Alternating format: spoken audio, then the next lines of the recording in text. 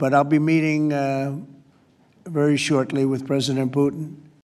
President Putin, I believe, wants to see peace, and Zelensky wants to see peace. Now,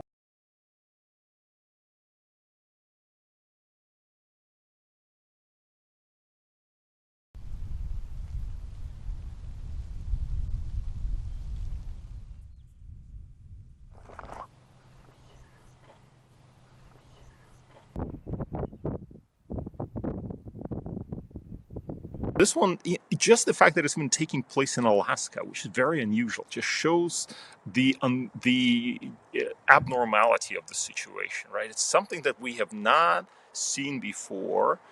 You know, summits have taken place before between, let's say, the Soviet Union, Moscow, or the United States, places like Reykjavik, for example. Or last time, of course, Trump and Putin met, that was in Helsinki. But things have changed, things have moved on. So from Russia's perspective, they don't like the Europeans. And I think having a summit somewhere far away from Europe, excluding Europe, is a way for Putin to say, look, Europe doesn't matter. We have our own relationship with the United States. We're actually neighbors. And, you know, take it or leave it. We'll just talk about our things, which, by the way, includes Ukraine, and you're not included here. And so that's a message to the Europeans more than anything else. Now,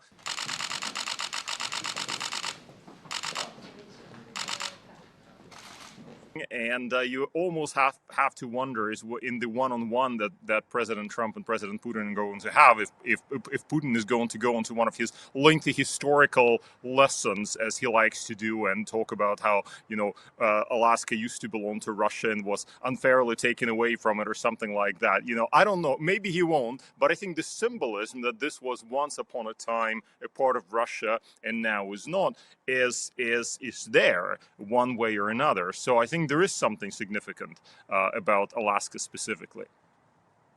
And all of us have to ask, well, what is going to be the outcome of this? And the person who has to ask the most is, of course, President Zelensky, who is already sounding alarm bells in his commentary, saying, look, nothing about Ukraine without Ukraine. We're not going to necessarily accept anything you decide about us. So he's clearly worried. Президент Трамп оголосив про підготовку своєї зустрічі з Путіним на Алясці. Дуже далеко від цієї війни, яка триває на нашій землі, проти нашого народу, яку все одно не закінчити без нас, без України. Yes, it's unlikely that Ukraine right now will regain its borders up to, borders of 1991. It's just plain unrealistic at this point. However, preserving Ukraine's independence, that's a key issue, and I don't think, Ukrainians will not be willing to negotiate this particular item. I think that's a very important one. Уважаемые коллеги, мы обсудим сегодня некоторые вопросы региональной повестки дня, региональной политики. Russia desires nothing as much as a recognition of its greatness by the United States. You know, the United States is the main recognizer. They can give that to Russia. This sort of legitimacy that comes from being seen, being recognized, etc. So for Russia, this symbolic significance is massive, which is why you have to wonder why President Trump is giving that to Putin. That is something that Putin craves, absolutely craves. There's no question about it. What is he going to get in return for this? Is Putin going to agree to actually end the war in Ukraine? If so, on what kind of terms? And this is where some of the big questions start to come up, because, of course, we know that Putin has made his demands about the conditions that he would like fulfilled before he stops his war in Ukraine. And those conditions are not pretty conditions from the standpoint of Ukraine. You know, surrender of territory, interference with Ukraine's internal legislation, like changing Ukrainian laws, making sure that Ukraine is permanently neutral, not a part of NATO. Most importantly, and crucially actually for Ukraine, demilitarizing Ukraine, i.e. not allowing Ukraine to have a military to be able to defend itself. So lots of demands that he will likely present to President Trump in that summit. Will Trump agree to those? Those are the big questions that I think people are asking. Nothing easy. It's very complicated, but we're going to get some back. We're going to get some switched. There'll be some swapping of territories to the betterment of both. Well, it is very clear that President Trump wants to put an end to this for reasons of legacy. He wants to see himself as the peace president, and to give credit where credit is due. He's actually been quite successful in many ways. Just take a look at the very recent summit that we had between Azerbaijan and Armenia, which Trump basically sponsored.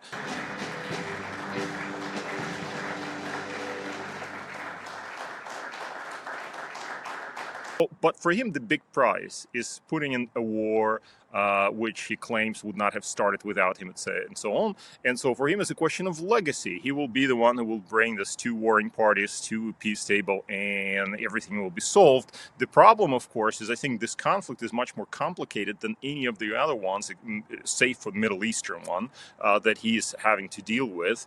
Well, I think if nothing comes from it, that's also okay from Putin's perspective. It's going to be sort of humiliating for Trump if nothing comes out of this, because he will have given all that face to Putin. He will have given all that recognition to Putin, and then got nothing out of this. Well, that's a slap in the face. So that's not going to be looking good for Trump at all. For Putin, he will look great. He will say, look, I'm being wined and dined here in America. And of course, remember that 2 weeks later, so the summit is on August 15th, but then 2 weeks later, he's going to China because there's an SCO meeting there. There's a Shanghai Cooperation Organization. So you'll be meeting with Xi Jinping, having already done his rounds with President Trump, and that puts him in a better position. So he stands to win no matter what happens. It's great to be with you.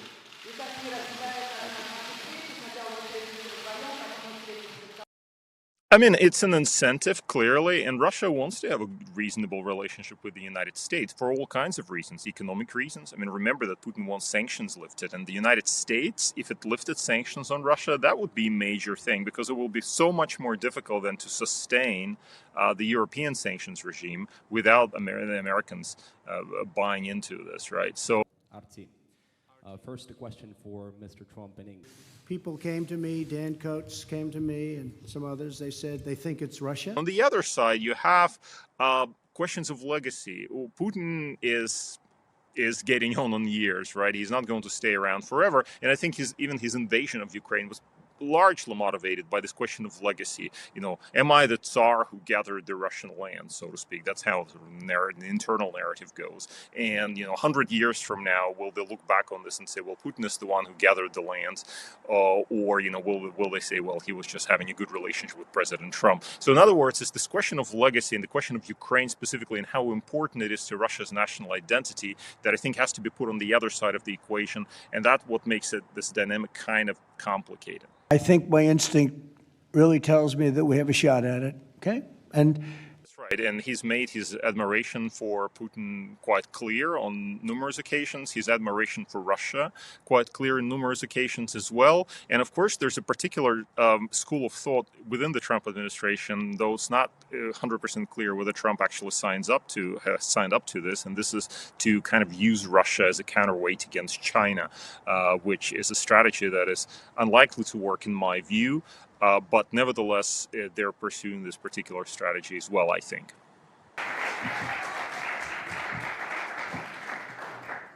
thank you.